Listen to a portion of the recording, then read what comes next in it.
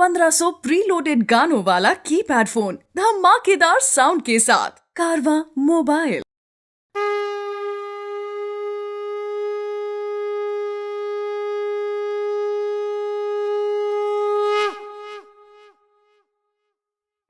Hare Krishna Krishna Krishna Hare Hare, Hare Ram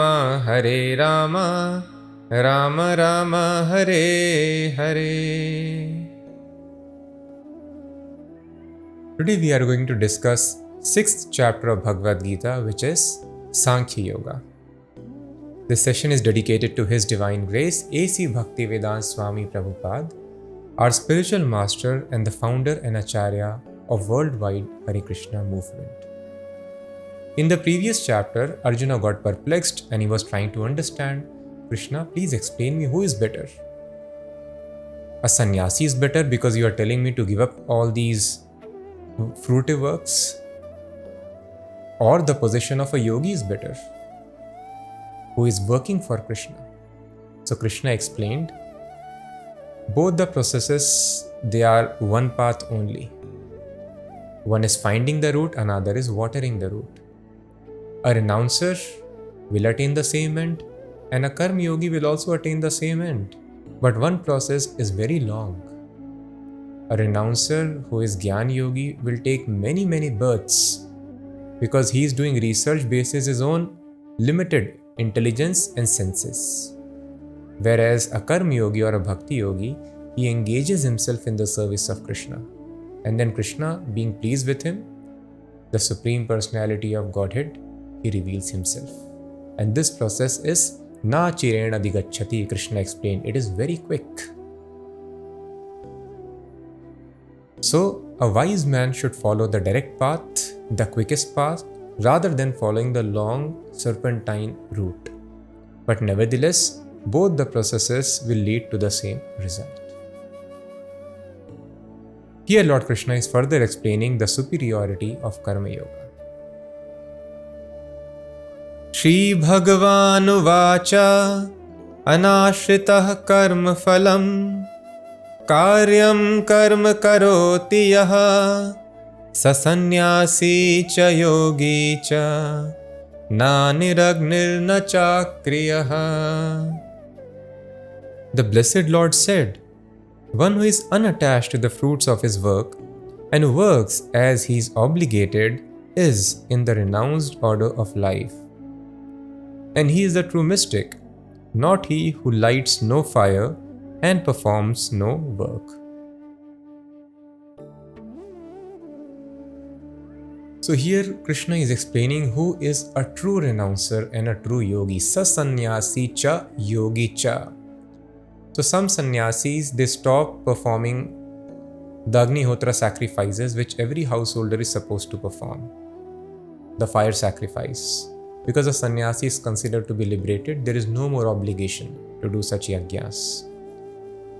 But unless the heart is purified, simply stopping the yajnas and assuming you have become liberated, this is not recommended attitude. So Krishna is telling he is not actual sannyasi who stops giving up who stops doing the sacrifice and who thinks I am a liberated man. Similarly, a yogi may not be doing any activity sitting in one place. But better than both of them, the actual yogi, the actual sannyasi, is the person which is beautifully explained here in the first line. Anashritah karma phalam karyam karma karoti yaha. One who does not work to enjoy the results of his activities. He is a real sannyasi.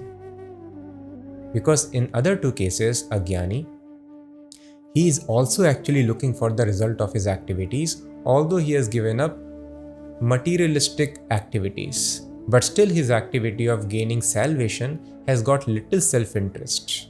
He wants his personal peace of moksha. When the soul gets moksha, liberation, then there is immense peace, Brahmananda. So that peace, that self-interest is still there in this activity of renunciation. Similarly, a yogi may desire mystic power or may desire merging in the body of Krishna. So those who are followers of Eightfold Yoga system, usually they do it for the mystic powers, Ashtanga Yoga or Hatha Yoga. But some of them, they are advanced and they understand God has got a form which is present in the heart. But even though they understand God has got a form, they want to merge in that form. Unless they advance to the real stage and they become Bhakti Yogis. So the yogi who is actually able to see Krishna within the heart, he becomes a devotee. He gets attracted by the beauty of Krishna. Other yogis, they simply imagine the form of Krishna within the heart, present as Vishnu Murti, the four-handed form, and imagining the form in the heart, they try to perfect their yoga system. Such devotees usually try to merge in the body of Krishna. So there is also self-interest. Either I want mystical powers, Ashtasiddhis, or I want to merge in the body of Krishna. But a Bhakti Yogi or a Karma Yogi, he does not have any selfish desires, who just wants to sacrifice all the activities, the results of the activities for Krishna. Thus, this is called real sannyas. This is what Chaitanya Mahaprabhu told. Na dhanam, na janam, na sundarim, kavitam va jagadish kamaye, mama janmani janmanishware bhavatad bhaktir ahetuki tvai. Na dhanam, I do not want dhan. I don't want any money. Then Chaitanya Mahaprabhu says, I don't want followers also. Na sundarim, I don't want very beautiful wife for myself. Then what do you want? You want moksha? You don't want any of these material opulences? No. Mama janmani janmanishwari, I don't even want liberation. This is called the topmost sannyas. The topmost yogi, he has no self-interest. Other yogis, sannyasis, they have this self-interest, I want moksha, I want liberation. But an actual yogi, Krishna is explaining here, he is real yogi. Sa sannyasis cha yogi cha. He is a renouncer. He is a yogi who has no self-interest at all. Whose interest is simply janmani janmanishware bhavatad bhaktir ahetuki tvai. Whose interest is only in serving God. You want me to have births here, life after life? Then let me have it. But please engage me in your service. Or you want to give me liberation, want to call me to the spiritual abode of yours, that is also fine, but please engage me in your service. Pleasure of Lord, service of the Lord is the only desire, and such a person is true yogi. Anashritah karma phalam, karyam karma karotiya. He does the activities, but he is not attached to the results because he offers them to Krishna. So very beautiful definition of sannyasi and yogi is given here.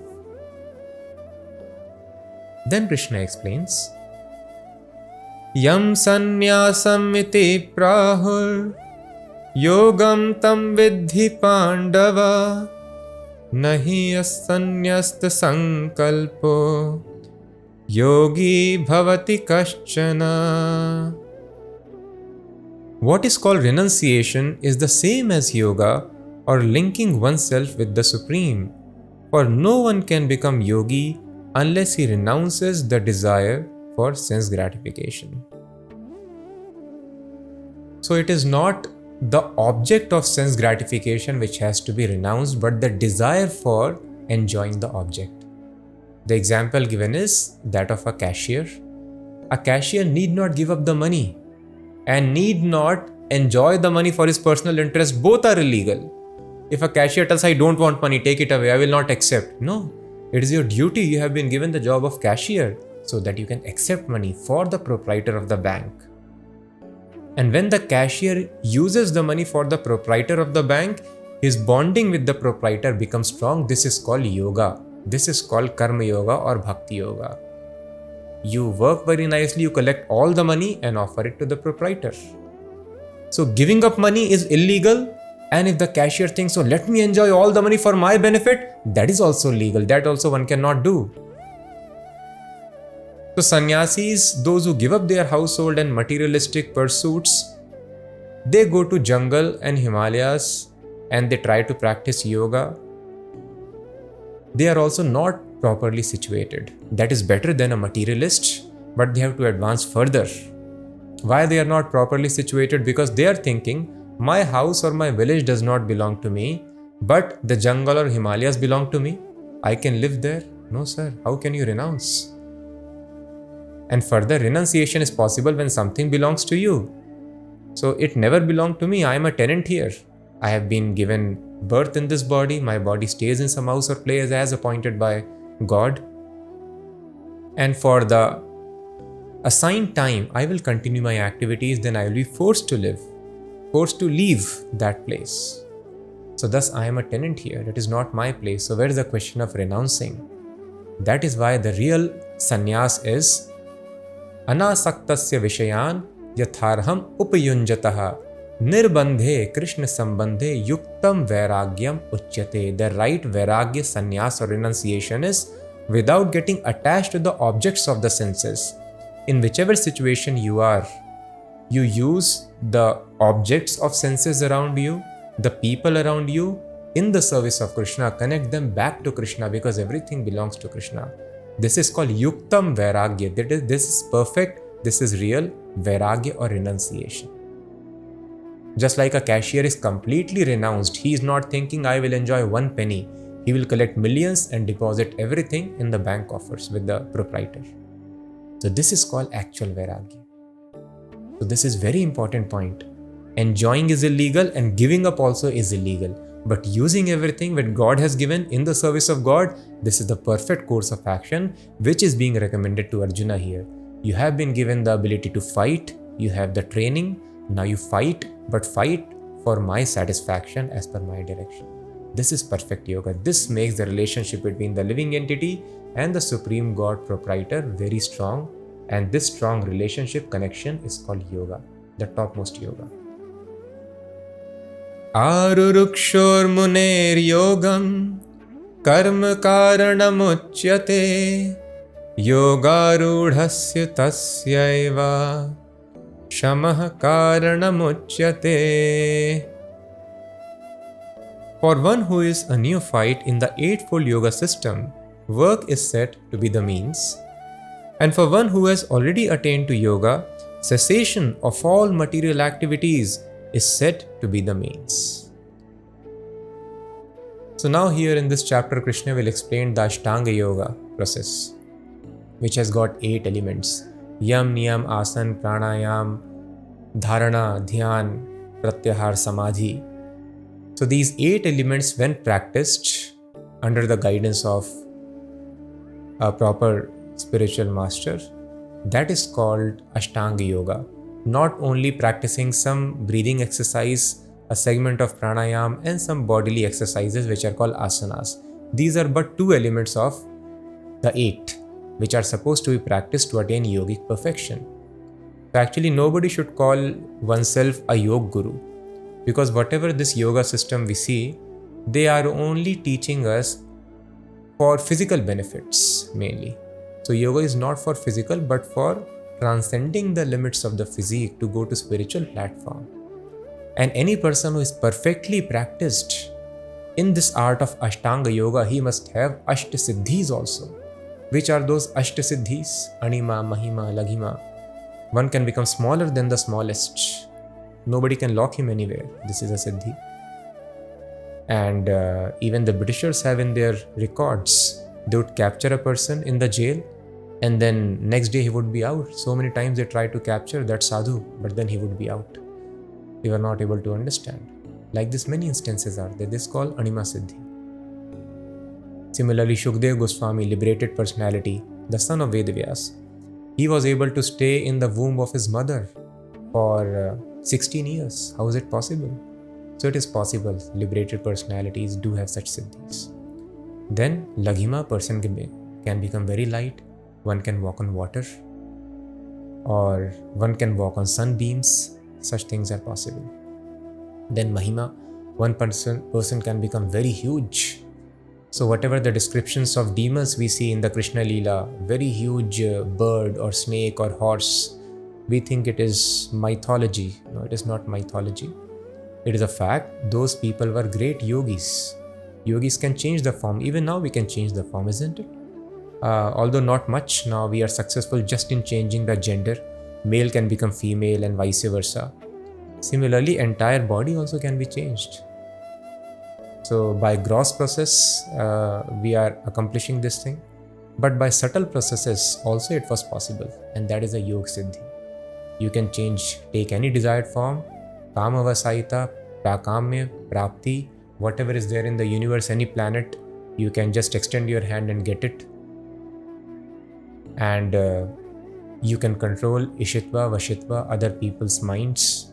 So like these 8 siddhis are supposed to be in possession of a perfect yogi. But nobody has even one of these siddhis these days. So what we are understanding today in the name of Ashtanga Yoga is only pranayam and asanas, which are meant to keep the body and mind fit. Body should be fit, mind should be peaceful, because only with peaceful mind person can focus on the super soul present within the heart, which is the aim of yoga. So the aim is forgotten, just physical fitness is going on. So here Krishna is telling there are 2 stages in this Ashtanga Yoga practice, Aruruksha and Yogarudha. Aruruksha means in the beginning stage. Work is said to be the means. So asana, pranayam, these are various works. You have to spread your hands and legs, twist and turn yourself, breathe in, breathe out. And yam and niyam before that, even practicing the physical postures and breathing exercises, do's and don'ts are very important, which we will see Krishna will explain. And people don't know that and don't follow that. These do's and don'ts also are very tough. So after yama and niyama, you do asana and pranayam. So these are called fruitive activities. Work is involved. And after this, on advanced stage, shamaha karanam uchyate. Cessation of work is said to be the means. Then you stop all work and meditate on Supreme Lord within the heart. Yada hi nendriyartheshu na karmasvanushajjate sarva sankalpa sannyasi yogarudhastadochyate. A person is said to have attained to yoga when, having renounced all material desires, he neither acts for sense gratification nor engages in fruitive activities. Yogarudhastadochyate. So how do we understand that a person has reached advanced stage of yoga realization? So here it is mentioned, Yada hi na indriyartheshu. He does not indulge in enjoyment of senses. Today people are doing asanas and pranayam so that they can enjoy senses more. Body is fit to eat more, and there is loss of belly fat, and then there is increase in sexual power. This is not the purpose. The purpose is to completely regulate, stop the activities of enjoying the material senses. And na karmasva anushajjate. Stop the fruitive activities also. Either a person is working hard to get the objects of sense enjoyment, or one is indulged in sense enjoyment. This is life of a materialist. And yogi means he has stopped both these activities. He is neither engaged in enjoying his own senses, nor he is working to get the objects of sense enjoyment. Then we can understand that a person has reached advanced stage of yoga. Uddharedatmanatmanam natmanam avasadayet atmaiva hi atmano bandhur atmaiva ripuratmanaha. A man must elevate himself by his own mind, not degrade himself. The mind is the friend of the conditioned soul and his enemy as well. In the Vedas, in Mahabharata, this body is compared to a chariot. In chariot, there are horses. So the horses are compared to the senses. We have got 5 senses. So our body, chariot of body, has got 5 horses: eyes, ears, nose. Because of these senses only, we are able to move around and do the activities. So chariot cannot move around without horses. Senses are horses. How the horses are controlled? By reins. So which are the reins in this body? That is the mind. Mind is controlling the senses. So if the senses are horses, then the reins are compared to mind. Now, who controls the mind? That is called intelligence, faculty of discrimination. So charioteer is called intelligence. And who is the rider or passenger? That is the soul.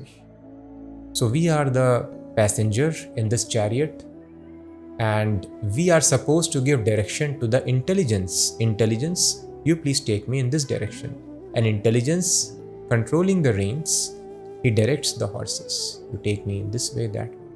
So if a person has not trained mind very nicely, then the senses will go loose and the person will have a very horrible ride. That is what is happening with us. Instead of we directing the mind and intelligence to control the senses, we are taking the direction from the senses. Horses are running wildly wherever they find grass or eatables. And then we are having a very horrible ride and suffering. So Vedic culture trains a person to regulate the senses very nicely by strengthening the controller of the chariot, the intelligence. So with intelligence or mind here it is mentioned, one must elevate himself and not degrade himself. So one who has controlled the mind is friend. But one who has not been able to control the mind will serve as enemy. So that Krishna explains further in the next verse. Bandhuratmatmanastasya yenatmaivatmana jitaha anatmanastu shatrutve vartetatmaiva shatruvat.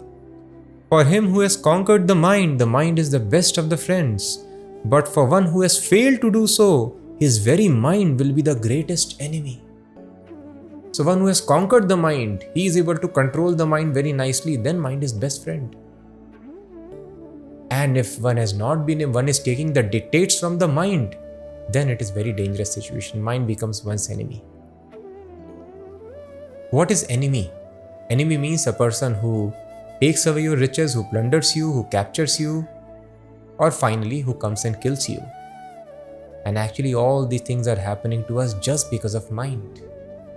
The mind makes us believe that I am this body and enjoyment of body is my enjoyment. And thus mind plunders away all the money that we earn in our life for temporary sense enjoyment, which anyway never satisfies us. It is very temporary.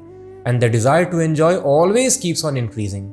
In this way, mind plunders away all our money in temporary sense enjoyment. So thus, uncontrolled mind is enemy. It is plundering you. And then the enemy can capture you to do slavery. And that is what mind does to us. Mind makes us believe you are the body. This life is only life. You should be famous. You should maintain and show status in society. And thus mind makes us slog very hard day and night, not understanding that I am not the body. I am spirit soul. I am eternal. Why am I working for something temporary? I should work something on the eternal platform for permanent results. But mind creates illusion and makes us work very, very hard day in and day out. And everything that we attain, it is left with the body here. So mind puts us to slavery. And then finally, mind creates so many material desires because of which we have to take so many bodies life after life and undergo so many births and deaths. Thus, uncontrolled mind is the cause of death. So the death and the concomitant other problems, diseases, old age, working very hard, stress, anxiety, everything is being given to us because of uncontrolled mind who is acting as our enemy. So this is very important. We are trying to control missiles, cruise missiles, satellites, space vehicles, but we do not know how to control the mind. So Krishna is telling, your mind is the biggest enemy if it is uncontrolled. And it is the best friend if it is controlled. So controlling of mind, this training is very, very important. This is called Shamaha, mind control, which was taught to the brahmacharis in the Gurukul, in the Vedic school. Now in the school, children are, they encourage, okay, you let your senses loose. Parents think, if I give whatever my child desires, that would be the benefit of the child. No, it is the reverse. The more you teach them a simple way of living, regulation of senses, the more they are able to advance in knowledge. And they are able to make the best use of mind as their best friend. So I request that we practice this very important element in the yoga process, which is called controlling the mind. So there are two ways of doing it that Krishna will explain further. So please try to hear carefully what Krishna is advising. Arjuna will ask, Krishna, it is not possible for me. Mind is very difficult to be controlled. Then Krishna recommends two things. Which are those two things? Please stay put, we will discuss.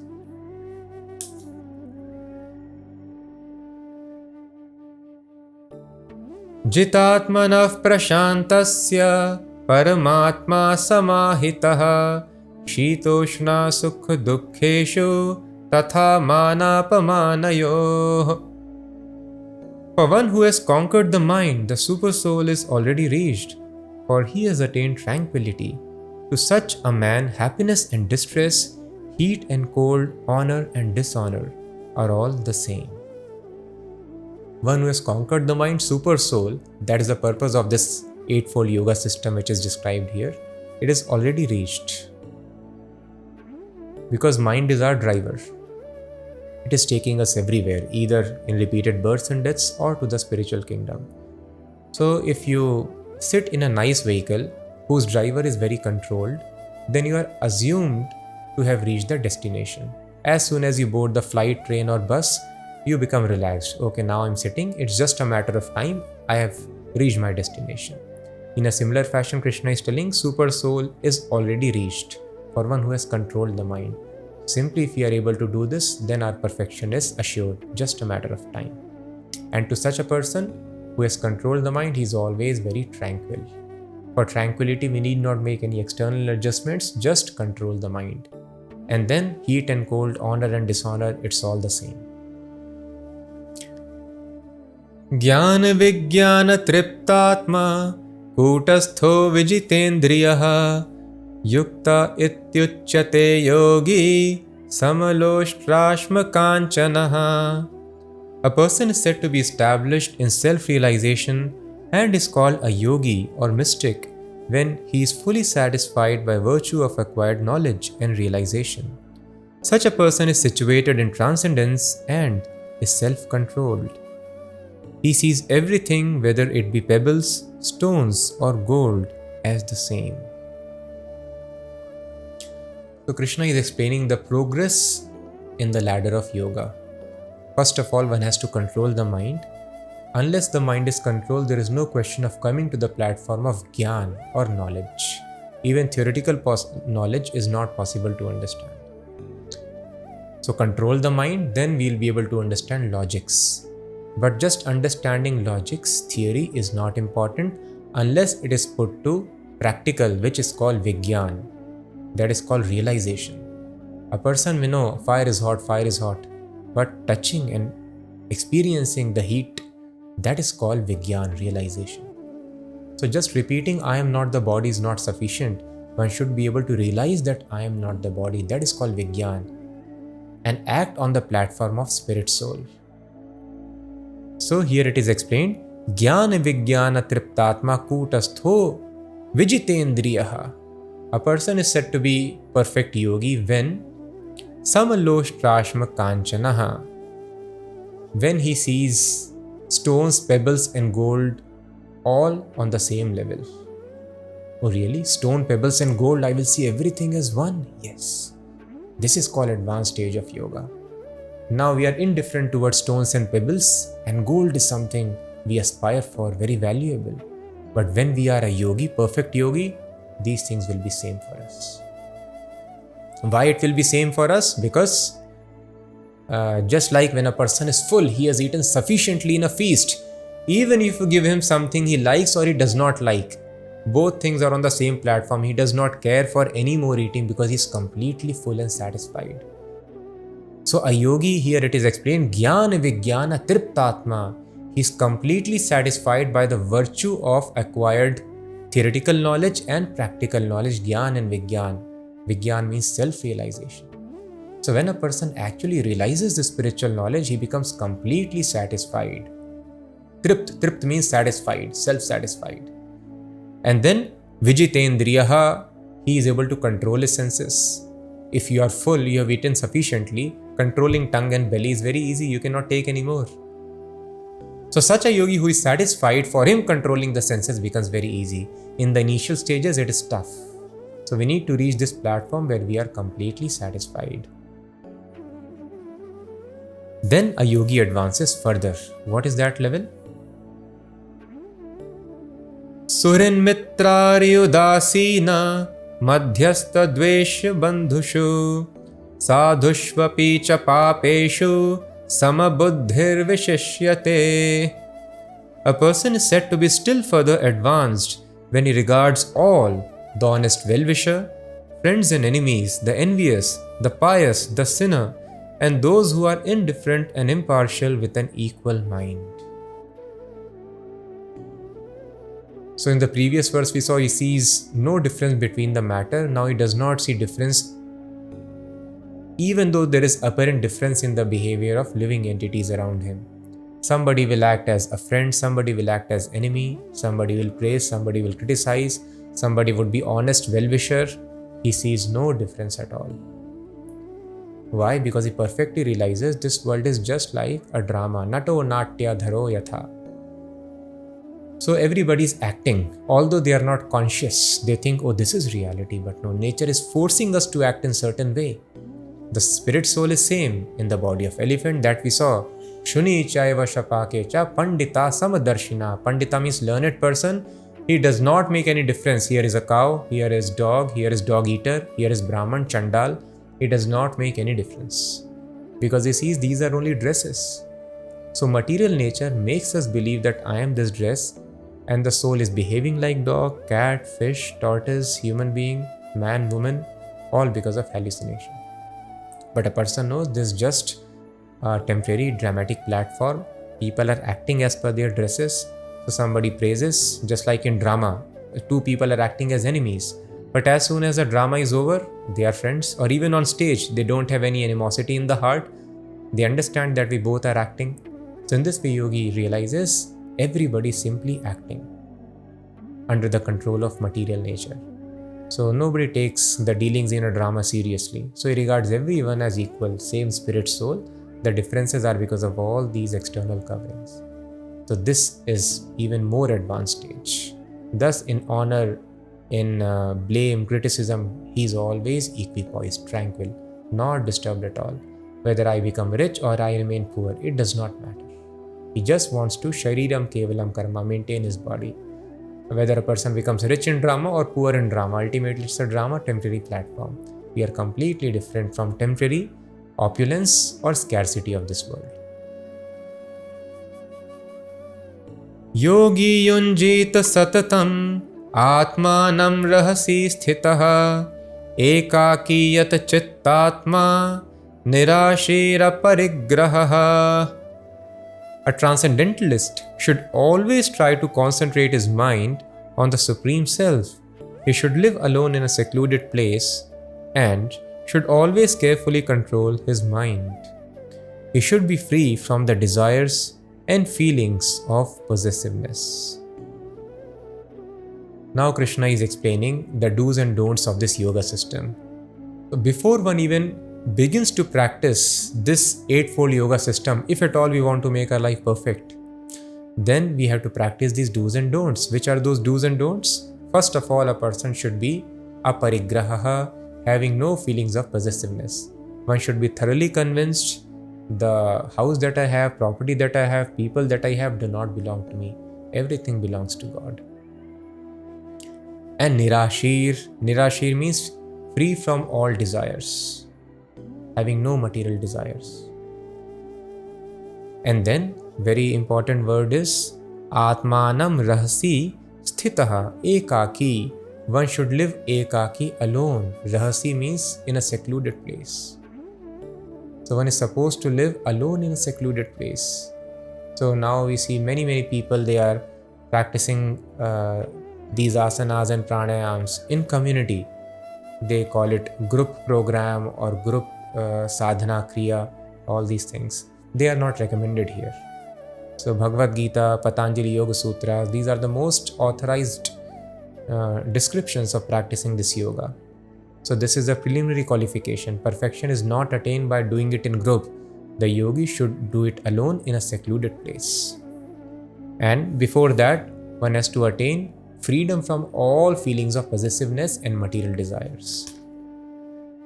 Next one is supposed to do Shuchau deshe pratisthapya sthiram asanam atmanaha nati uchritam nati nicham chaila jinakushottaram tatraikagram manah kritva yata chittendriya kriyah upavishyasane yunjyad yogam atma vishuddhaye. Further, very difficult rules and regulations. Shucha udeshe pratisthapya sthiram asanam atmanah. To practice yoga, one should go to a secluded place and should lay kusha grass on the ground and then cover it with a deer skin and a soft cloth. The seat should neither be too high nor too low and should be situated in a sacred place. The yogi should then sit on it very firmly and should practice yoga by controlling the mind and the senses, purifying the heart and fixing the mind on one point. First of all, Shucha Udeshe Pratisthapya. A person should go to Shuchi means clean. Clean means place which is sattvic. It cannot be practiced in cities and villages which are in mode of passion. One has to go to sattvic, that means jungles and mountains, natural places. So it is very difficult who is willing to go to jungle or mountains. But this is the first prerequisite. Before explaining anything, Krishna tells this. You control your material desires, you finish the feelings of possessiveness, and you leave everything and you go to a secluded place. And then sthiram asanam atmanaha. You sit down in a firm pose. So initially various asanas and postures a person is supposed to do, and finally one has to just sit in one place and close all the activities of the senses. Shanai Shanai Uparamed. No senses should be indulged in activities, and a person is expected not to sleep, not to eat, and not to drink also. For many years, person has to keep on sitting like this. So sometimes that is why the flesh is eaten away by the insects, because you have to sit for many years, hundreds and thousands of years also. Sometimes there are anthills, and there are examples like Hiranyakashipu was doing this tapasya. The flesh was eaten away by the insects. Or many yogis, the ants made hill on their bodies. So very severe tapasya. So without shaking, without worrying, person should fix his intelligence, his mind on one point. So if a person is not having positive knowledge of God, and out of love person is always thinking of Krishna, then this mechanical way of material detachment or fixing mind on Krishna, that is recommended. So it's very tough. Again, Krishna is telling secluded sacred place, secluded sacred place. Now also if you go to the places Haridwar, Rishikesh and upwards, you'll find yogis sitting there. But they don't do in group. If at all they are doing, they do not know. Some yoga societies are sprung up. But that is not as per the instructions given in Sankhya Yoga in this chapter, either by Lord Krishna, who is explaining to Arjuna, or Kapil Muni, who explained the same process to Devhuti. Alone you have to go, and you don't get carried away by, what will happen, who will take care of me. Person should be completely dependent upon God. One should not fear, some snake may come, tiger may come. Even if tiger is coming, you cannot look towards the tiger. You keep on staring at the tip of nose, as Krishna mentions here. Samam kaya shirogrivam dharayan achalam sthiraha sampreksha nasikagram swam dishascha navalokayan prashantatma vigatabhir brahmachari vrate sthitaha manas sanyamya machitto yukta asita matparaha. One should hold one's body, neck and head in straight line, not in a loose posture, and eyes should be half closed, here it is mentioned, and stare steadily at the tip of the nose. Sampreksha nasikagram swam. It is not mentioned you close your eyes completely. With your eyes you should stare at the tip of the nose. So if you open your eyes completely, you may get distracted by the motion of various objects, and if you close completely, then you may fall asleep. So in many yoga societies, they are telling close the eyes completely, and most of them, they fall asleep and they think, oh yes, I am feeling such great peace. But this peace is not the result of any yoga or meditation. It is because we had fallen asleep. So completely closing the eyes is not recommended. Eyes are half closed, staring at the tip of nose. And Prashantatma Vigat Bhir, person should be completely devoid of fear. And because they have strong faith in God, God is there in the heart of all the living entities. So God will protect me if He wants to protect. And if He wants to finish this body, then He can finish it. So a person is fearless. So sitting in a jungle, there are no lights, nobody to help you, no protection. Alone you have to keep on sitting. So many wild animals, but a person should be fearless. And Brahmachari Vrate Sthitaha, following Brahmacharya is very important. Now unfortunately some people are diluting the meaning also of the Brahmacharya. Brahmacharya, they are telling simply you discuss about spiritual life, about Brahma. That is called Brahmacharya. No, the definition of Brahmacharya is given by various sages. It is like sage Yagyavalkya says, Karmana manasa vacha sarvavasthatu sarvada sarvatra maithunya parityago brahmacharyam prachakshate. Karmana manasa vacha means in actions, in mind, and in speech. Sarvavasthasu, in all situations, all circumstances, at all times. Sarvatra maithunya parityago, one should give up sex life. That is called Brahmacharya. So if a person wants to indulge in sex life, sorry sir, it is not possible. So in Gyan school and in Ashtanga Yoga school, it is strict no, one cannot indulge in sex life at all. But in the Bhakti school, sex life is allowed. That also Krishna will explain in the 10th chapter. So sex life is allowed for the Grahasthas, but as per the regulative principles. Not for simply carnal enjoyment, but for bringing a good soul, an advanced spiritual soul in this world, so that he can help himself and others in attaining the goal of life. So for this, proper rules and regulations are there governing the sex life also. So such a person is admitted, a regulated householder in the Bhakti school, because Bhakti school is very, very powerful, because there is so much pleasure. Triptatma, a person is so much satisfied in engaging in service of Krishna that he is able to automatically come out of the clutches of sensual pleasures, even though he is living in the household affairs. But in other schools, because there is no pleasure of acting in service of Krishna, you are simply cultivating knowledge, impersonal knowledge, or you are sitting somewhere and trying to mechanically and artificially control the senses by not looking at anything, by not eating anything, by not interacting with anybody, and mechanically controlling the airs within the body, thus pacifying the mind. Mechanical process you are doing. But Bhakti is spontaneous process. When you engage in service of Krishna, Krishna gives knowledge from the heart. There is attraction, so much pleasure in such activity that automatically person gives up lower pleasures of sense enjoyment. So such sex life is allowed in the Bhakti school, that also under regulation for producing good children. But otherwise in other schools it is strict no. First of all, before following the process of Jnana Yoga or Ashtanga Yoga, you give up your family life and sex life. You come to jungle, Himalayas, mountains, and there you sit alone without any fear, eyes half closed, body, neck, head in straight line. And in this way you learn to meditate, focus mind on one point. And further it is mentioned, Mana Sanyamya, now mind should be controlled, not so that it should be focused on candlelight or sun, moon, or simply our breath. Ultimately, so that Mat Chittaha, Krishna has mentioned here, one should meditate upon me. Mat Chittaha, consciousness should be fixed on me. Direct word is used here, but nobody tells this, that you meditate on Krishna. So by controlling the mind, Mat Chittaha, Yukta Asit Mat Paraha. Mat Paraha means Krishna should be made the goal of life. The goal of life is not to get some powers or to awaken your Kundalini and do some magical feats for gaining public attention.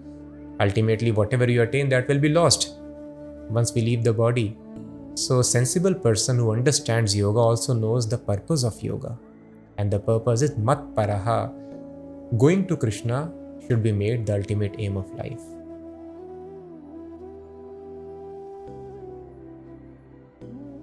Yunjannevam sadatmanam yogi niyatamasaha Shantim nirvana paramam mat sansthaam adhigacchati.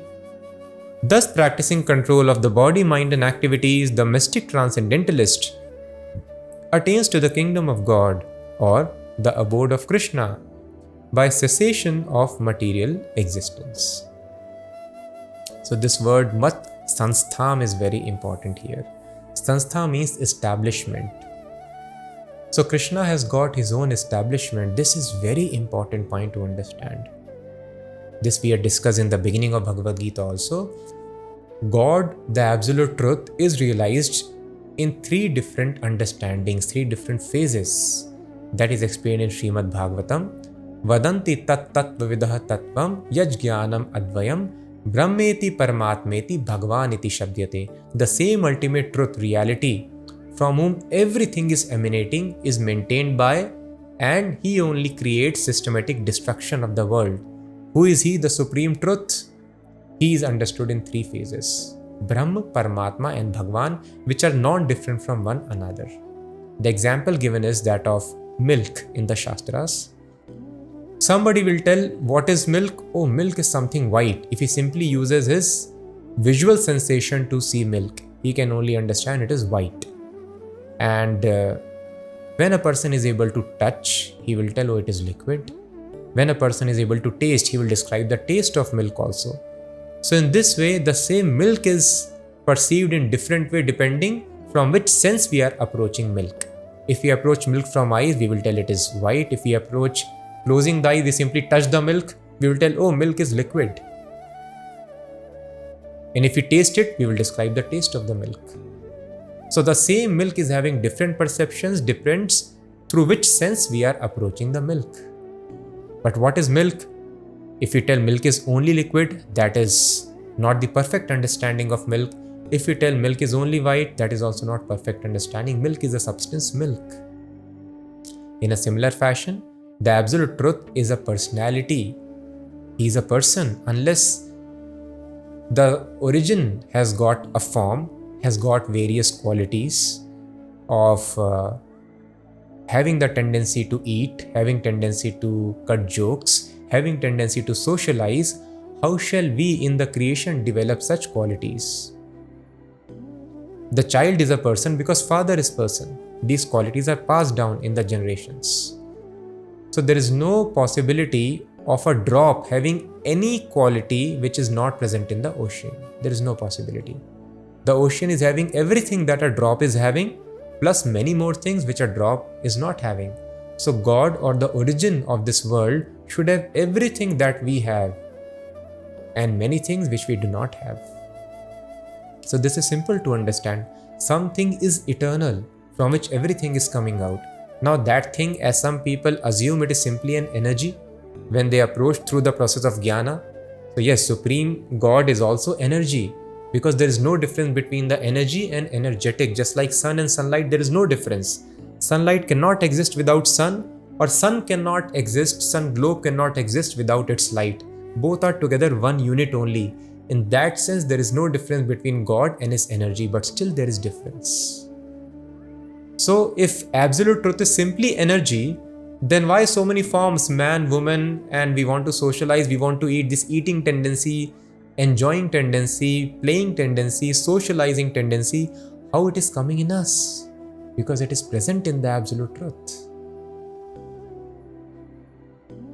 So this personal understanding is very important. Because of lack of impersonal understanding, simply talking energy, energy, energy and forgetting the energetic, people have become disinterested in spiritual life. Oh, what will I do by spiritual perfection? It appears kind of suicide that you have to go and mix in some energy. At least, even though there is misery here, there is some pleasure. I laugh, talk, walk with people. But no, spiritual life is also full of personal interaction. Spiritual life is also, there is a spiritual world. Just like here, the civilization is different. In jungle, civilization could be different. In rich countries, the comforts of life, civilization, language is different. Similarly, in the spiritual abode, where the bodies are completely made up of spirit, where the Supreme Person lives, there is also civilization. And Krishna is telling here, Mat Sanstham, to that establishment or my abode, my kingdom, adhigacchati, the yogi attains that place. This is the purpose of yoga.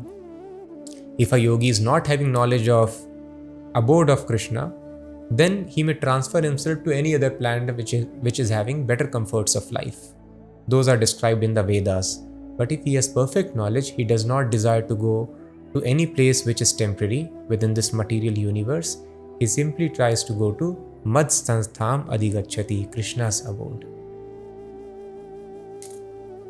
So it is not fantasy. If we are hearing for the first time, you need to deliberate upon it. So we have to understand, if you do not have guidance about a place, then we follow a map. We follow the books.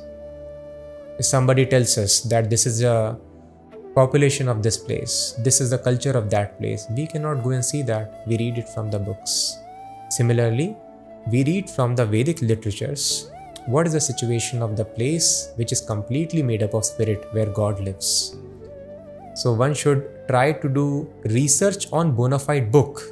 Directly going and doing research about different countries may not be possible for everyone. If we are advanced yogi, we can fly in there using siddhis and we can go and practically see the spiritual world, but that may not be possible for everyone. So other normal people, just like we, read the books and we understand that this is the technology, they have gone to this place and they have found like that. We hear. But research should be done on the authoritative book. In a similar fashion, we should read carefully that Vedas, this is fantasy, mythology or reality. And if we have a careful reading under proper guidance, we understand that it is perfect fact.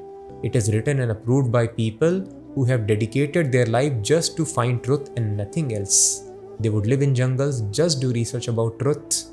And others who are fortunate, they understand truth in the Guru Parampara coming from God Himself. That is Vedic knowledge. Natyashnatastu yogosti nachaikantam anashnataha nachati swapnashilasya jagrato naiva charjuna.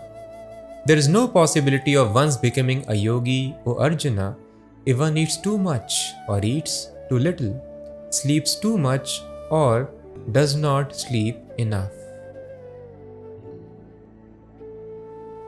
Now Krishna is mentioning further regulations, do's and don'ts in yoga. There is no possibility of doing yoga if one eats too much or too little. That is why, and further, another understanding is what is too much eating, not just quantity but also variety. It is not required to kill animals if we simply want to maintain our body and soul together for the purpose of attaining doing yoga. So eating animals is also called excess eating or overeating. Unnecessary, we should not cause harm to living entities who are highly conscious. If somebody cuts our hand, we feel pain. We are giving pain to them also. If we kill the calf, cow keeps on crying always, feels very bad. Just like a mother loses a child, they also have feelings. So why to give so much unnecessary trouble to other living entities simply for satisfying the taste, which can be satisfied by very healthy consumption of natural food in which killing is not involved.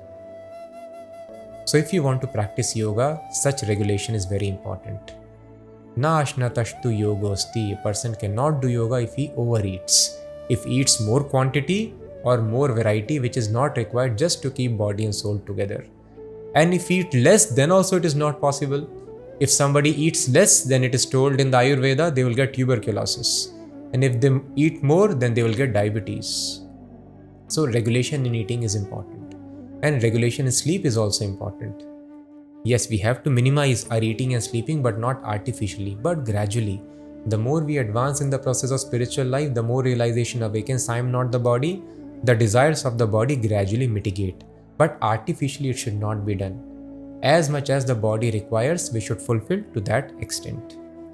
So that is why it is being recommended in the Vedas, one should eat at fixed times, the fixed amount, the amount recommended for yogi is 50% should be filled with solid food. Suppose you eat chapatis or bread and you are full by eating 6 chapatis, then you eat 3. That is called 50% solid. And 25% should be filled with liquid. We can have some liquid in our food or we can have water. and then 25% should be left for air circulation. In this way, we'll be able to keep our body free from all the diseases. And if our diet is controlled, then we need not practice any gymnastics or other things. Srila Prabhupada explains we'll be fit simply by controlling the diet. So many other exercises, asanas, pranayams are mentioned for people who cannot digest their food. So if we have regulation in controlling our tongue, then a person can maintain very good health. Simply we have to eat on time, sleep on time, get up on time. By controlling our tongue and having a very regulated, disciplined life, anybody can maintain his health very nicely. But this regulation is important. Further, Lord Krishna explains 4 kinds of regulations in order to mitigate all stress of life using yoga. Krishna explains, Yuktahara viharasya yukta cheshtasya karmasu yukta swapnavabodhasya yogo bhavati dukkha. He who is temperate in his habits of eating, sleeping, working and recreation can mitigate all material pains by practicing the yoga system. So any yoga we are following, even we are following Bhakti Yoga, we are chanting the names of God, sometimes the devotees miss this part. That we have to have regulation, great discipline in our life. If we want even material happiness, we need to have great discipline in our life. If we are disciplined in all our activities of eating, sleeping, mating, talking, then we'll be happy. Material miseries will not touch us. So Krishna mentions especially 4 kinds of regulations, and they are Yukt Ahar. Ahar means diet. What Krishna has mentioned in the previous verse, it is very important. And among the diet also, what kind of diet we should take, that we discussed in 13th verse of 3rd chapter. What is that? Krishna mentions, Bhunjante te tvagham papa ye pachanti atma karanat yagya shishtashina santo vachyante sarvakil vishay. One should eat only food which is offered to Krishna. That becomes spiritualized in its effect. And then the force of material nature, Prakritim cha hato jasam, it does not affect us. It keeps on reducing the more we take prasadam. So the food which is offered to Krishna under the guidance of spiritual master, or which is offered in the yajna, now in Kali Yuga it is not possible, that food becomes spiritually surcharged. And by taking that food, a person remains away from the influence of material energy, and one is able to think of God always. So first of all, one should take only prasadam if one wants to advance in spiritual life. And another regulation the scriptures mention in eating is doing fasting. That is also very important for spiritual advancement of life and also for keeping the body fit. Fasting is very important. Especially twice in a month a person is supposed to fast. That is the 11th day of waxing and waning moon, which is technically called Ekadashi. So on 2 Ekadashis, the 11 days of the fortnight, person is supposed to fast, minimum. And then there are various other days of appearance of God, disappearance also of various spiritual masters. As guided by the scriptures, we are supposed to perform this. This fasting is very important for spiritual growth and for controlling the senses. If we control our tongue, then all other senses automatically come under control. If we fast, other senses don't agitate us much. Then Yukta Vihar, the recreation or the process of producing progeny, procreation should also be regulated. That is called Yukta Vihar. And then Yukta Cheshtasya Karmasu. So after regulating your recreation, procreation, next thing is Karmasu. One should not work very hard. Work also should be regulated. People think if I work very hard, then I can increase my opulence in life. This is a wrong understanding. As it happens in our jobs also, once we have got a designation, our salary is fixed till next appraisal. Now if we perform very nicely, in the next appraisal, we'll have more salary. It will be increased. Similarly, it is told in the Vedas, as per the activities what we are doing now in this life, our future opulence is getting decided. So as soon as we take birth, our opulence is fixed as per destiny. Now what is the meaning of fixed? Just like our salary is fixed in our office, we have to at least attend the office. But even if you work very hard, for that year it will not be changed. It's not possible. So for this life, we cannot change it, even though we work very, very hard. And how we increase our opulence? By following the path of religion. That is why the scriptures mention dharma, arth, kam and moksha. If you want to have arth, more wealth in your life, you have to follow dharma first of all. Otherwise, without following dharma, we may appear to be accumulating more wealth. One person can see direct correlation. I work more, over time I get extra money. But no, that money will not stay with us. We are destined to enjoy a certain amount of opulence. If we accumulate more money, either the disease will take it away, or some legal fees will take it away, or the thieves will take it away, or our other members of family will enjoy, but we personally will not be able to enjoy. Our opulence is fixed. So that is why a person should not work very hard. Krishna has mentioned here, Yukta Karmasu. Anyway, what you are going to get by regulated work. So in Shrimad Bhagavatam it is mentioned, maximum 8 hours a person should spend in his vocational duties. Job, business, whatever you are doing. Then balanced time should be spent for spiritual activity. This is called regulation. If somebody sleeps, okay, destiny means it will happen automatically. So Vedas tell no. Nai suptasya singasya pravishanti mukhe magra. Tiger is sleeping and thinking I am powerful, rabbit will enter my mouth. It is not going to happen. So sleeping is not recommended, neither slogging is recommended. Regulated work, maximum 8 hours. Then destiny will unfold its course. So regulation in eating, regulation in recreation, regulation in endeavor, and yukta swapnavabodhasya yogo bhavati dukkha. Sleeping also has to be regulated. What is regulated sleeping? So that body is refreshed. So again we can engage itself in the service of Krishna. So for a healthy person, 6 hours of sleep is sufficient. We should not sleep more than 6 hours. If we are requiring more sleep in our current situation, that means we are very heavily influenced by the modes of ignorance, tamoguna.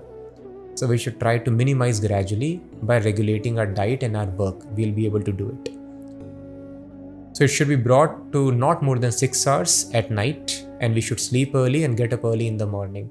Getting up in Brahm Muhurta. Muhurta is a period of around 48 minutes, and Brahm Muhurta begins 90 minutes before sunrise. So that Muhurta, we are expected to get up and practice our spiritual practices in that time. And the most important spiritual practice for this age Kali Yuga, as Lord Krishna has and will recommend, is chanting of his holy names. So this should be performed in the Brahm Muhurta when we get up. And that is good for our health as well. And anything, if we read books, scriptures at that time, it will be 5 times more effective. So initially we may feel sleepy because the body has not been trained nicely, but we have to train for spiritual advancement and to keep away even material diseases. So sleep early and get up early in the morning in the Brahm Muhurta time. And if required, maximum 1 hour should be spent in the daytime for sleep, not more than that. Otherwise, these are sciences. Otherwise, again, we'll come under the mode of ignorance. Sometimes we may wonder, even though I have taken 2 hours of rest in the daytime or 3 hours more rest, still I'm feeling lazy. I drag myself because we have been under the influence of tamoguna. A tamasic person will feel always lazy, and heaviness will be there, enthusiasm will not be there. So do not sleep more than 1 hour in the daytime. That is optional. So in this way, one should regulate these 4 activities: ahar, vihar, cheshta and swapna.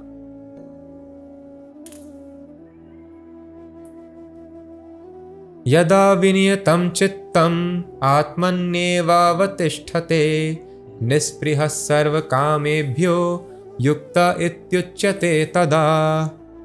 When the yogi, by practice of yoga, disciplines his mental activities and becomes situated in transcendence, devoid of all material desires, he is said to have attained yoga. So this is the purpose of yoga. Ultimately, one should be reaching a platform where he is devoid of all material desires. Yatha deepo nivatastho nengate sopama smrita yogino yata chittasya yunjato yogamatmanaha As the lamp in a windless place does not waver, so the transcendentalist whose mind is controlled remains always steady in his meditation on the transcendent self. Yatro paramate chittam niruddham yoga sevaya yatra chaivatmanatmanam pashyannatmani tushyati sukham atyantikam yattat buddhi grahyam atindriyam vetti yatra na chaivayam sitaschalati tatvatah yam labdhva cha param labham manyate nadhikam tatah yasmin sthito na dukkhena gurunapi vichalyate tam vidya dukkha sanyoga viyogam yoga sangyutam. The stage of perfection is called trance or samadhi when one's mind is completely restrained from material mental activities by practice of yoga. This is characterized by one's ability to see the self by the pure mind and to relish and rejoice in the self. In that joyous state, one is situated in boundless transcendental happiness and enjoys himself through transcendental senses. Established thus, one never departs from the truth, and upon gaining this, he thinks there is no greater gain. Being situated in such a position, one is never shaken, even in the midst of greatest difficulty. This indeed is actual freedom from all miseries arising from material contact. So this is the solution. It is not by economic development, gaining more degrees or having more followers in the society. We think that will make us happy. No. The solution for all the miseries arising from material contact is coming to the platform of samadhi. Samadhi means complete absorption in God. So God is present in our heart in the Vishnu Murti 4-armed form and person with his purified mind. If there is dust on the mirror, we cannot see our form. So mind is compared to mirror. When the mirror is clean, we can see ourselves. In a similar fashion, when the mind is cleansed, so for cleaning the mind, here the process of Ashtanga Yoga is recommended. You practice pranayam and yam, niyam, asan, dharana, dhyan, pratyahar. Stop the activities of the senses. Then finally the mind is cleansed. And with this clean mind, we can see who am I, and we can see the super self also, who is God seated within the heart. And when a person without any deviation is able to see God within the heart, then that is called perfect samadhi. So in this also, as we discussed, there are two stages. The Ashtanga yogis, the Dhyan yogis who are able to see the Paramatma form by visualizing. The description is given in the Sankhya Yoga explained by Lord Kapila in Shrimad Bhagavatam. And his clothes, his helmet, earrings, club disc, conch shell, everything, the description of his form is there. So reading that form, yogi visualizes that in the heart. So if they are simply visualizing that form, they may go and merge in that form. That is also not the perfection. But by concentrating, visualizing that form, eventually some of them very rarely are able to see Krishna within the heart. Actually see. So one is visualizing that God is present, God's form, and in another instance, God personally manifests himself within the heart.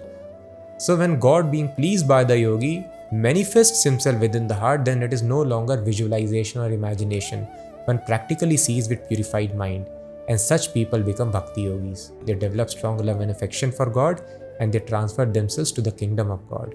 So this is the stage of samadhi, when a person is completely attracted by the form of Krishna, and the mind and all the senses also become purified. Then he is enjoying spiritual happiness with all his purified senses, and then he is able to get freedom from all the miseries. Nothing in the world can disturb him. Yasmin sthito na dukkhena guru napi vichalyate. Then even greatest miseries can happen to them. The yogi will not be disturbed at all. And bhakti yogi reaches this stage easily. He need not go and sit there in the jungle. He simply engages in the service of Krishna, and Krishna, being happy with his service, becomes visible in the heart. So even bhakti yogi is doing any activity, walking, talking, everywhere, he is always able to see Krishna within the heart. And even there are greatest difficulties in life. The example is of Haridas Thakur, who was being beaten very badly, or a prostitute who was sent to attract Haridas Thakur, who was a very young man. Haridas Thakur is a person who attained this platform, who exhibited to the world simply by chanting the holy names. He is called Namachari. He appeared 500 years ago. So he was simply chanting the holy names. He showed to the world that, see, this is the process for Kali Yuga. Simply by chanting you can attain this platform. That is why all the bona fide religions of the world, they tell, please chant the names of God.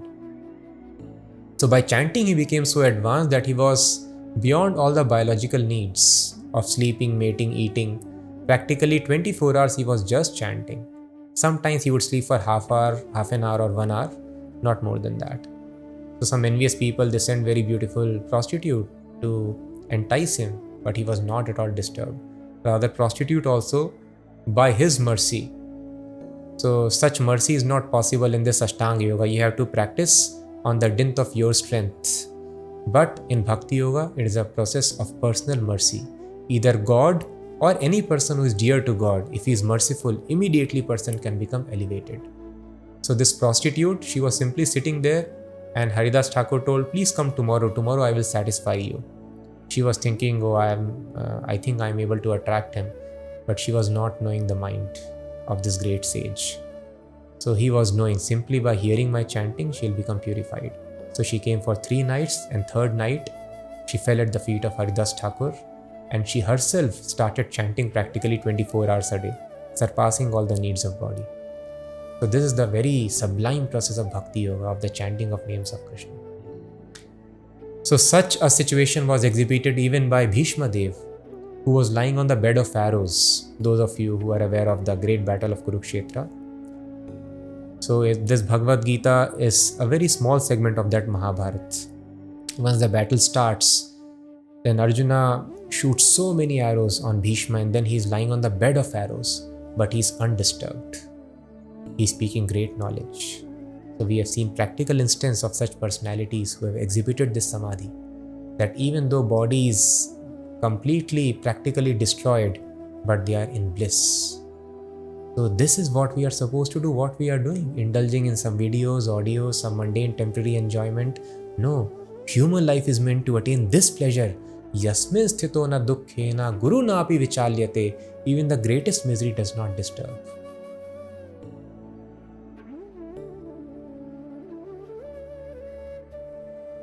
Sanishchayena yoktavyo yogo nirvinna chetasa sankalpa prabhavan kamas tyaktva sarvana sheshataha manasayvendriyagramam viniyamya samantataha.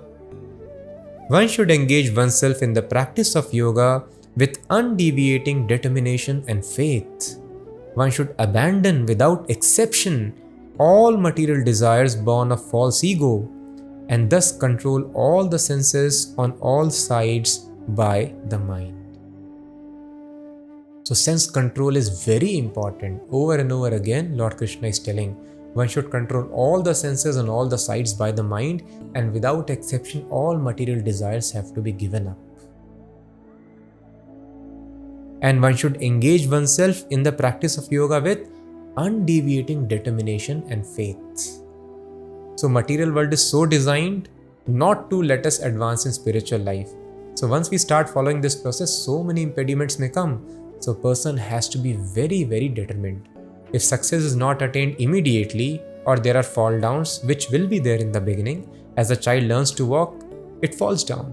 But child should not become completely devastated. I will never be able to walk. No, there is a stage. So it will be difficult in the beginning, we may commit mistakes, but we have to stand up, and with determination we have to again pursue the process of yoga.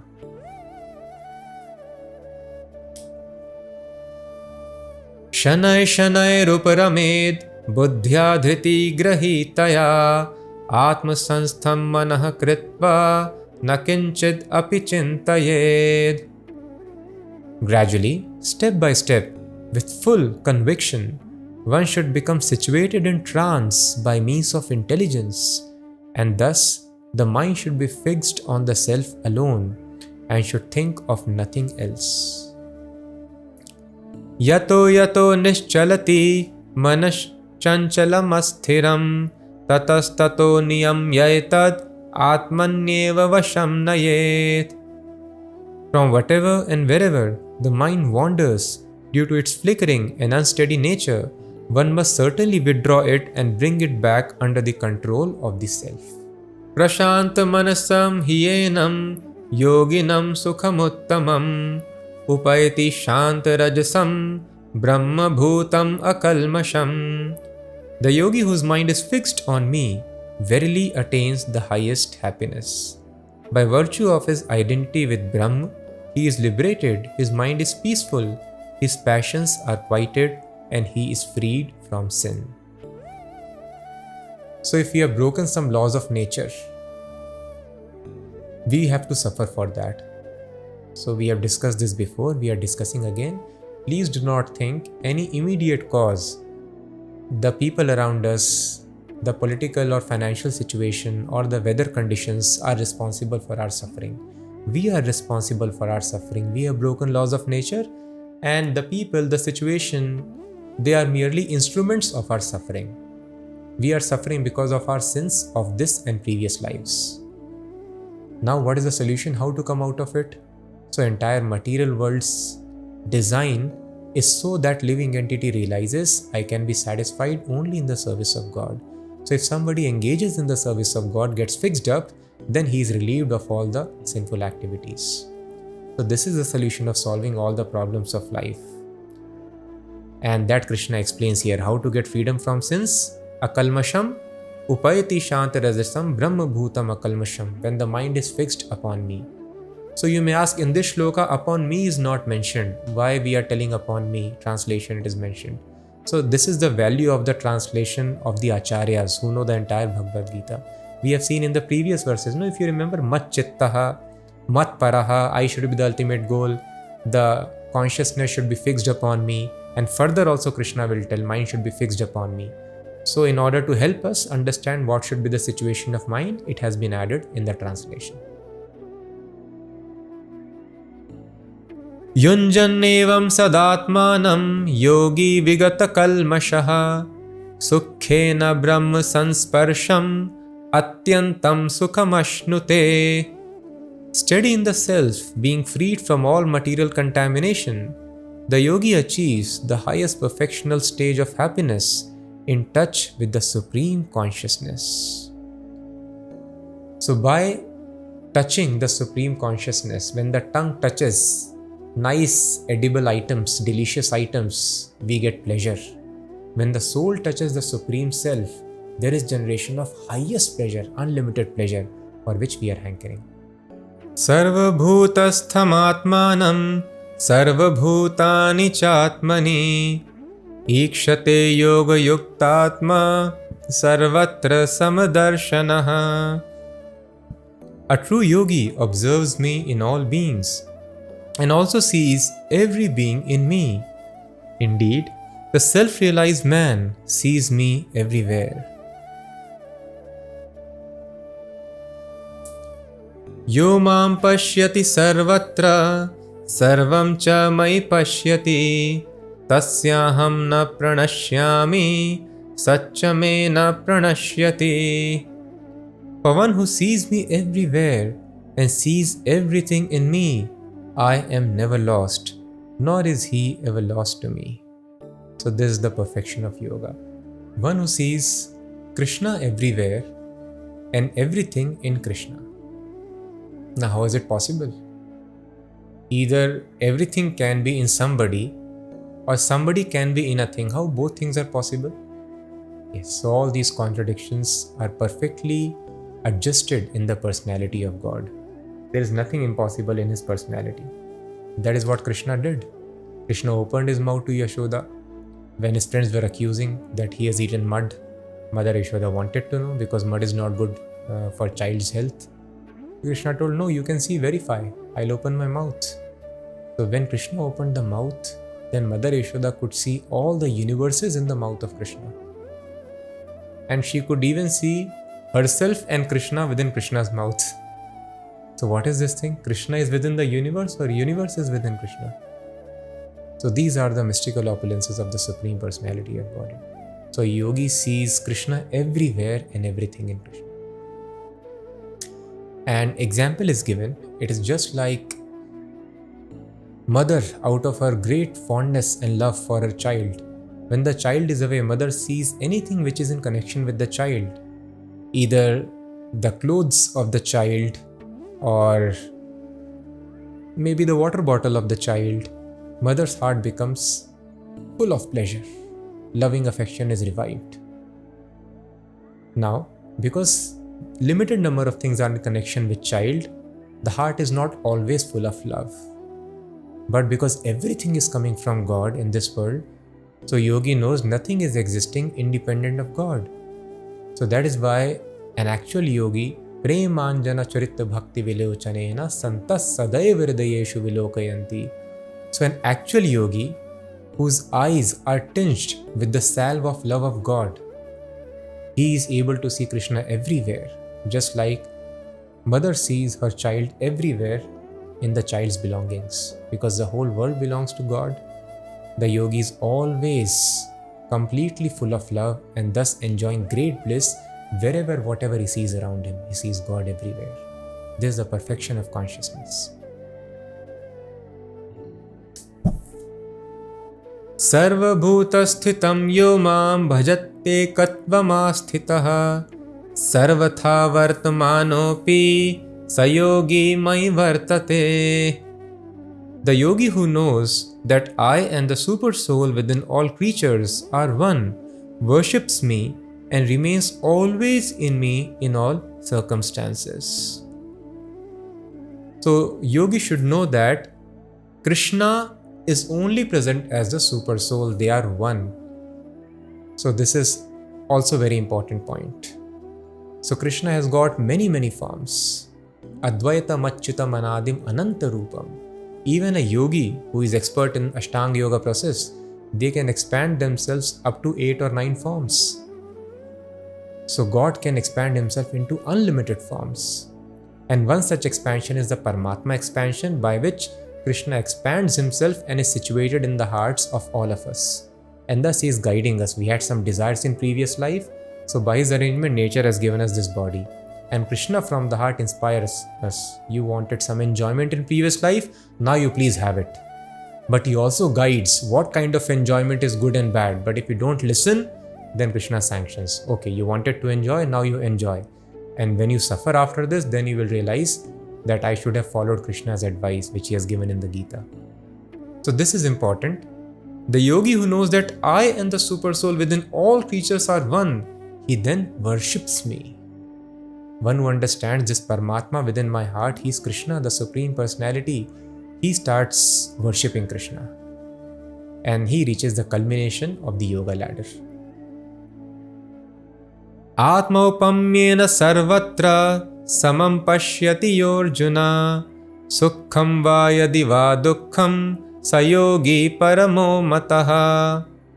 He is a perfect yogi who, by comparison to his own self, sees the true equality of all beings, both in their happiness and distress, O Arjuna. So one is able to understand that everybody is spirit soul like me. So he unnecessarily does not give anybody pain. Because he understands that pain is not good. When somebody cuts my hand, I feel pain. Why should I be so insensitive that simply for satisfying my tongue, I should harm other living entities? So people are having great positions in society. They have various degrees in their name. They might be thought leaders. They might be educators. They might be leaders of society. But if they are causing harm to other living entities, then even basic sense, is it not missing? This does not need any education. This is basic sense. Somebody cuts my hand, I feel pain. How can I cut somebody's hand or throat? My family members feel bad if I am killed. Their families, animals also have sentiments. They also feel very bad if their family member is killed. So how can I do that? Commit such atrocities simply for satisfying my tongue? So if such basic sense is missing, then how I can expect to have any knowledge of life?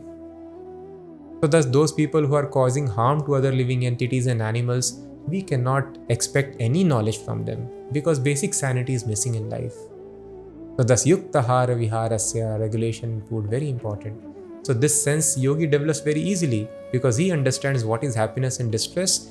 He works very hard to relieve the other living entities of their distress. Even though you try your level best to keep the body fit, it will not remain fit. Diseases will come.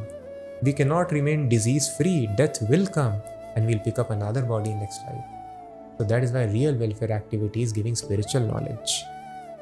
That is why once the Bhagavad Gita finishes, Krishna will explain that yogi is very dear to him and then so many other people are dear to him. But the dearest person to God, who is he? That Krishna will explain at the end of last chapter, 18th chapter. He tells, Nacha tasmat manusheshu kaschin me priya krittamaha. Nobody is dearer to me than the person who gives this confidential secret knowledge of Bhagavad Gita to others. So thus, if we want to become dear to God, then we are happy materially and spiritually both. All the spiritual knowledge is revealed and materially also we are very nicely taken care. So how do we become dear to God? If we also understand and spread this message to others. So I request all of you, we are suffering only because of lack of this knowledge. So please realize, take all our help and please spread this word around. This is the best philanthropic activity.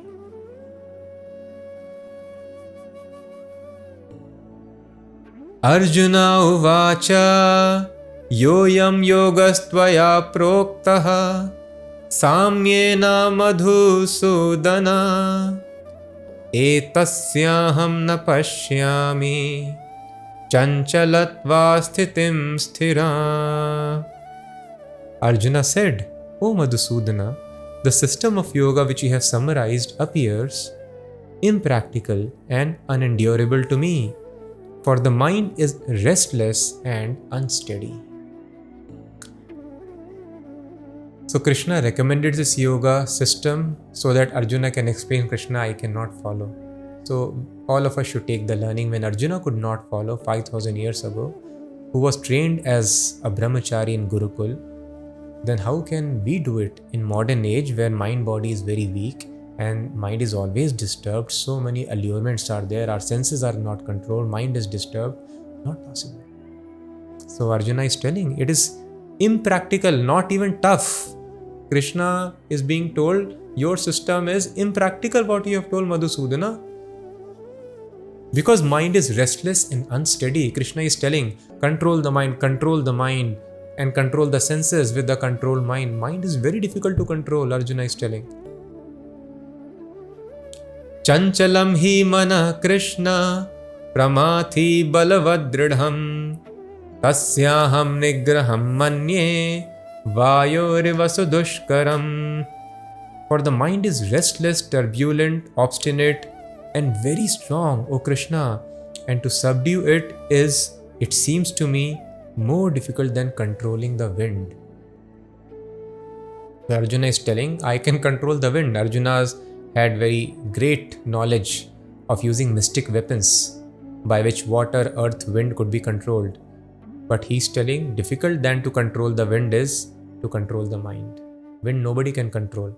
But Arjuna is telling, I can control wind, but I cannot control mind. So Lord Krishna, let us see what he replies. Okay, Arjuna, leave controlling mind? No, he's telling it is possible. Shri Bhagavan Vacha Asanchayam Mahabaho Mano Durnigraham Chalam Abhyasena tu Kaunteya Vairagyena cha Grihyate. Here Krishna gives solution how one can control the mind. The blessed Lord said, O mighty armed son of Kunti, it is undoubtedly very difficult to curb the restless mind, but it is possible by constant practice and by detachment. So two things are required. Why mind goes in the past? Because we are attached or we were attached to certain things. And why it goes in the future? Again, because of attachment, we are worried about something which may or may not happen in future. So one has to practice detachment. And this detachment automatically comes when a person performs the process of yoga. So one has to cultivate this knowledge that this world is temporary, I am not this body. And by cultivating knowledge, one has to practice yoga system. By practicing yoga system, Krishna has told here, constant practice is required. So this yoga system is very difficult. Ashtanga yoga, what is recommended here? So in Kali Yuga, the process to achieve the same result, control of mind, is Cheto Darpana Marjanam Bhavan Mahadavagni Nirvapanam. Param Vijayate Shri Krishna Sankirtanam. Sankirtan is recommended, chanting and hearing the names of God. By this, the dust from the mirror of mind is cleansed and one can see oneself and the Supreme Self. And what is our relationship with the Supreme Self? So this constant practice is required. That is why Krishna tells in the 9th chapter, Satatam Kirtayanto Mam. This Kirtan has to be done Satatam, always, constantly. So 24 hours, it is very simple. We are now fond of scientific perspective of the things. Science means making experiments. So let us have experiment in our life. Just please try to chant throughout the day the names of Krishna and then you see the result. And there is one specific combination which is mentioned in Kali Santaran Upanishad, in various other scriptures, Brahmanda Puran in various places, and that is Hare Krishna, Krishna Krishna, Hare Hare, Hare Ram, Ram Ram, Hare Hare. Iti Shodashaka Nam Kali Kalmash Nashanam. These 16 words destroy Kali, all the effects of this millennium which is called Kali Yuga. Nahatah Partar Upay, better solution than this. Sarva Vedeshu Drishyate, could not be found by searching throughout the Vedas. So all these processes which are mentioned here, they are bona fide. Jnana Yoga or Ashtanga Yoga or Dravya Yajna, basic Karma Yoga, all these things are there. But then it is not practical. Karma Yoga, acting in Krishna consciousness, Bhakti Yoga, these are the practical things for this age of Kali Yuga. And the same result can be attained, which was attained by doing this rigor in previous ages. But one has to do it constantly. Krishna is telling, by constant practice and detachment. We have to, even if we are doing constant practice, detachment will follow automatically, but it will take long time. So if you do both things, don't eat that thing which increases disease, eat that thing which cures disease. Take medicines nicely. Prescription and proscription. If we follow both, we get quick relief from disease. So this chanting is so powerful, automatically detachment will come, but may take long time. If you want quick results, quick control of mind, practice detachment. Anything which is entangling you in this material world, try to practice detachment, keep it away. And at the same time, constant practice of this Sankirtan should be there under the guidance of a spiritual master. So Krishna has agreed, it is undoubtedly very difficult, but it is possible. It is not impossible. It is possible by constant practice, detachment. Asanyatatmana yogo dushprapa iti me matihi vashyatmana tu yatata shakyo vaptum upayataha. For one whose mind is unbridled, self-realization is difficult work, but he whose mind is controlled and who strives by right means is assured of success. That is my opinion. So Krishna is telling, do not think, Arjuna, you will attain self-realization without controlling the mind. It is difficult, but you have to do it. And then you have to have the right means also. Then self-realization is possible. Arjuna uvacha ayati shraddhayopeto yoga chalitamanasaha aprapya yoga samsiddhim kamgatim Krishna gacchati. So Arjuna seems to be afraid that this process is tough and mind can cheat me anytime. So what will happen to me if I am not able to perfect this? Arjuna said, what is the destination of the man of faith who does not persevere, who in the beginning takes to the process of self-realization but who later desists due to worldly mindedness and thus does not attain perfection in mysticism? So this question many can ask, that I could not enjoy either this world because I left the sense objects for attaining spiritual perfection, nor could I attain spiritual perfection. I could not persevere on the path. So what is the result? Kachinno bhaya vibhrashtash chinna bhram iva nashyati apratishto mahabaho vimudo brahmanah pathi. O mighty armed Krishna, does not such a man being deviated from the path of transcendence, perish like a riven cloud with no position in any sphere? Etanme sanshayam Krishna chetum arhasya sheshatah vad anya sanshayasya cheta na hyupapadyate. This is my doubt, O Krishna, and I ask you to dispel it completely. But for yourself, no one is to be found who can destroy this doubt. Shri Bhagavanu Vacha Parth Naiveha Namutra Vinashastasya Vidyate Nahi Kalyana Krit Kaschat Durgatim Tat Gacchati.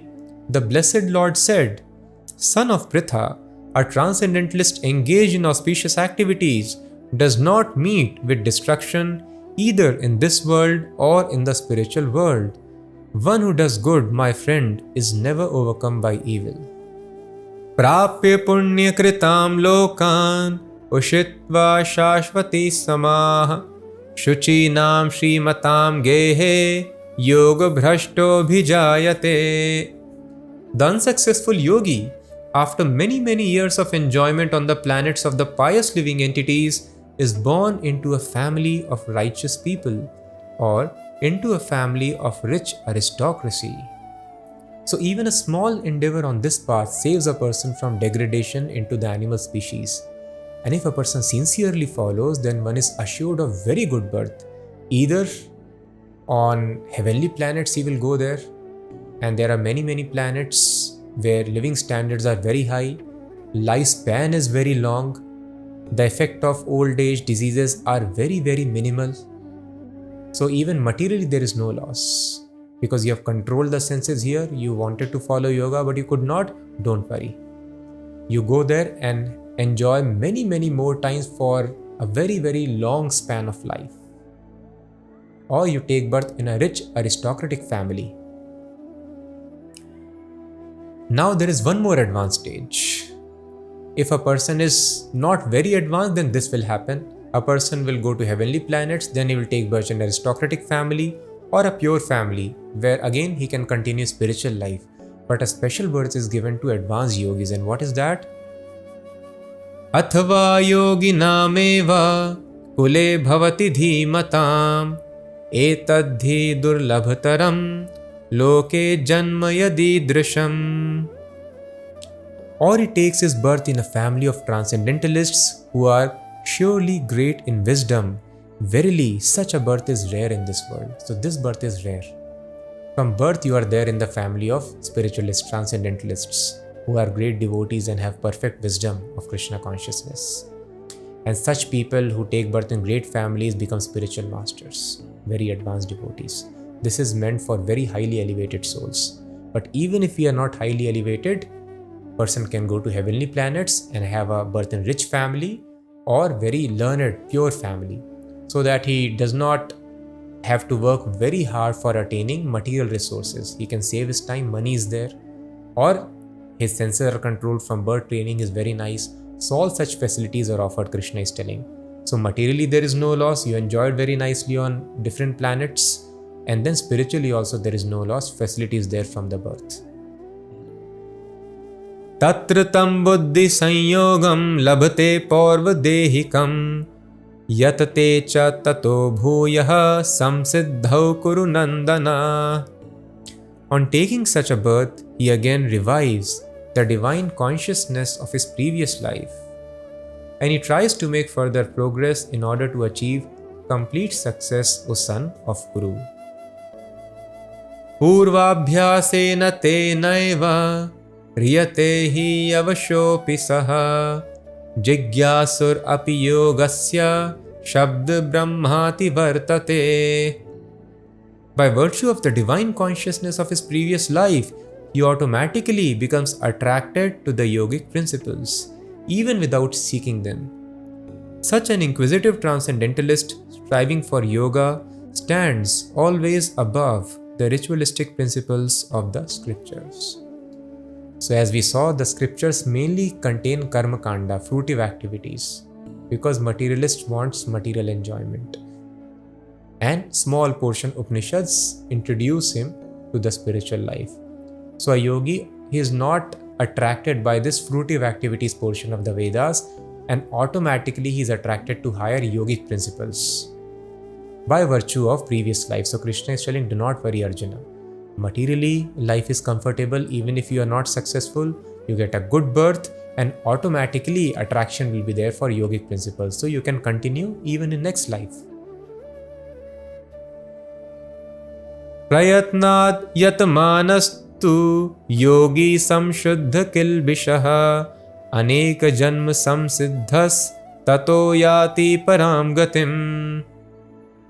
But when the yogi engages himself with sincere endeavor in making further progress, being washed of all contaminations, then ultimately, after many births of practice, he attains the supreme goal.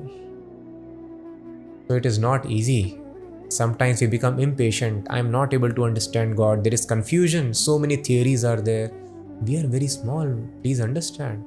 An ant, can it understand about our mathematics and sciences, our governance systems? No. It is ant body does not support such processing of intelligence.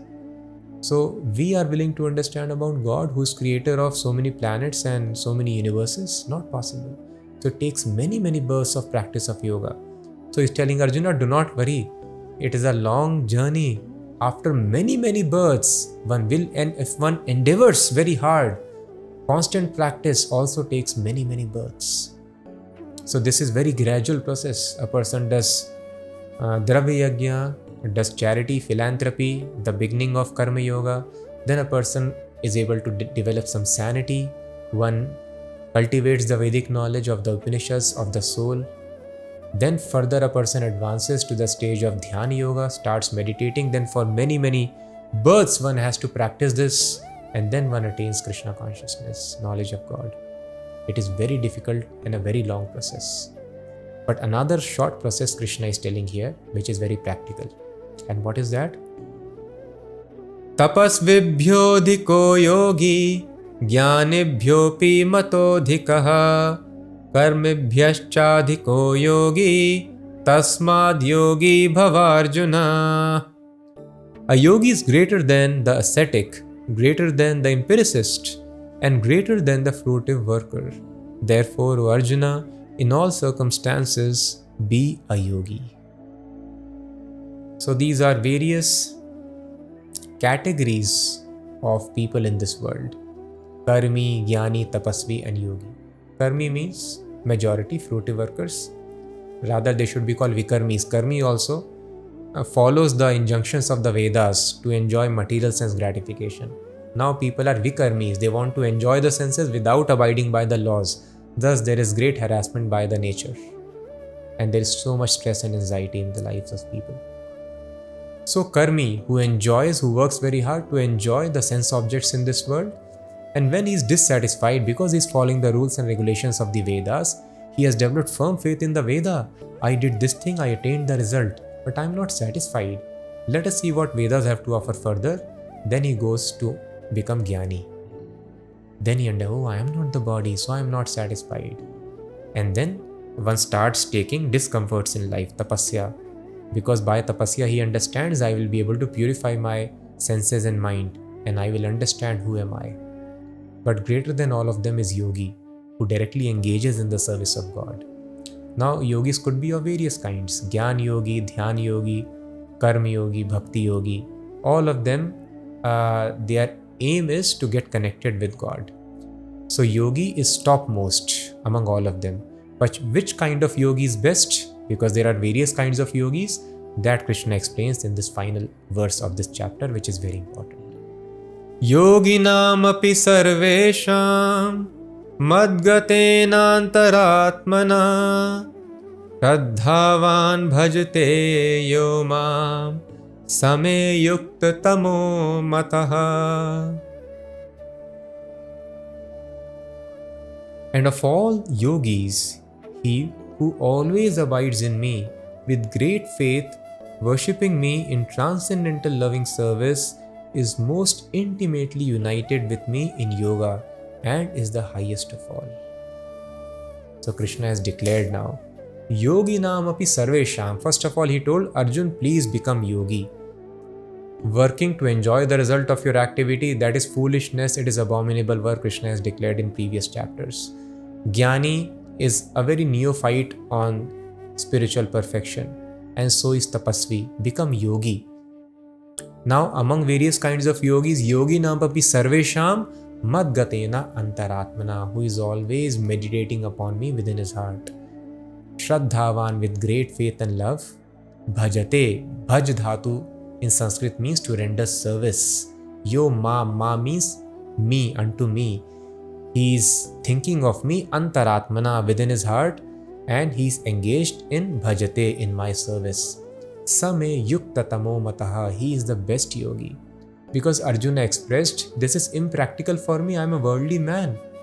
I am a fighter, warrior. I have to rule kingdom, deal with politics and diplomacy, and I have my queens, my children in my palace. So how is it possible for me to go to jungle and do all these things? So Krishna, to encourage Arjuna, told, don't worry, you are already on the highest platform of yoga. Because among all the yogis, the person who always meditates upon me within his heart and engages in my service, he is the best. So this is called the sublime process of Bhakti Yoga. So now in the first 6 chapters, Krishna has explained the process of Karma Yoga, and now Krishna will explain in the next 6 chapters the most important knowledge of Bhakti Yoga. Directly understanding Bhakti Yoga may not be possible for everyone, thus Krishna has gradually built up the philosophy and explained this yoga ladder and gradual progression to explain how Bhakti Yoga is most simple, at the same time topmost, highest and most sublime. But the process is why it is so rare that people don't take to it, because it is only possible to execute this by the mercy of a pure devotee of Krishna who is expert in Bhakti Yoga. And finding such a person who is pure devotee of Krishna is very, very rare. So if somebody is fortunate to come in contact with pure devotee, then one can immediately advance in this most perfect form of yoga system. So Krishna has concluded this chapter very beautifully, explaining that a person who is yogi, he is actually sannyasi, because he is perfectly renounced from any desire even of moksha or liberation from this planet or merging in the body of Krishna. His only desire, even if Krishna gives me more and more births, just to engage in his service, in his loving service. That's his only desire. So a yogi is actually renouncer.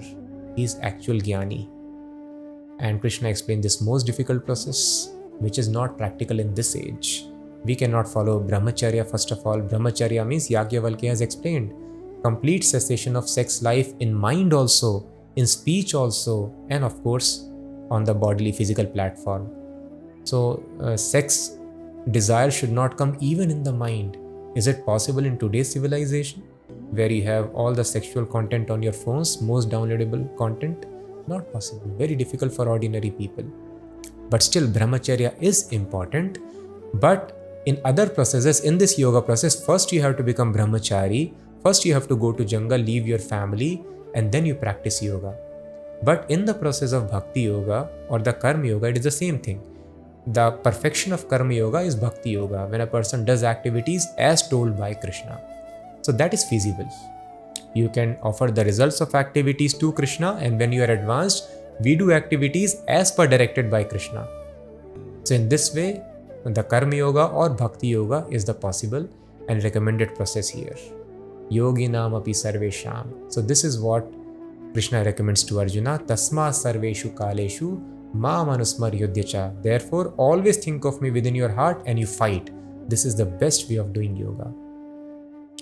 So sometimes people get confused. Oh, see, Krishna has rejected other processes. He described the yoga process, Gyan, studying the Vedas, Dhyan, and finally he told you do your duty very nicely. And so let us do our job and business nicely, and automatically that is the process of spiritual advancement. No. Simply doing our duties is not yoga, but always thinking of Krishna within the heart and doing the duty as directed by Krishna and offering the results of our duties to Krishna, that is recommended. Yes, that is perfection. and that is practical for everyone. So we all can do this. So I request all of you, we all can start practicing this thing. If we cannot do activities as directed by Krishna, whatever activities we are doing, wherever we are situated, we can start offering the results of activities to Krishna, to spread this mission of Krishna, to spread this knowledge to others, so that others can be benefited and get freedom from unlimited miseries of birth, death, old age and disease. And while we are carrying out our duties, we should always try to think of Krishna within the heart. And that is possible in this age by chanting of Krishna's names, and especially Hare Krishna, Krishna Krishna, Hare Hare, Hare Ram, Ram Ram, Hare Hare. Now the most important chapters of Bhagavad Gita are about to begin. So please join us for next chapter. Thank you so much for hearing. Hare Krishna.